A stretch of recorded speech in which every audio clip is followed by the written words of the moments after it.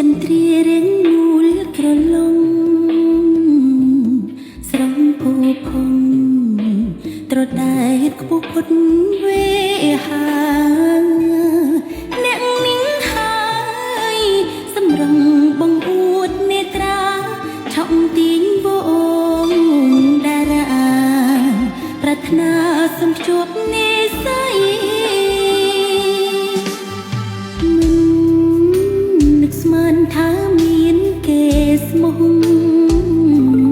គេស្រណោះមិនអស់មិនដាច់អាឡ័យគេអង្វរ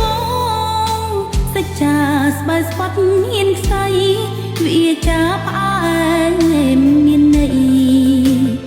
សូមឲ្យចិត្តមេត្តាឲ្យគិតឲ្យចិត្តសម្រេចមិនដេចទេ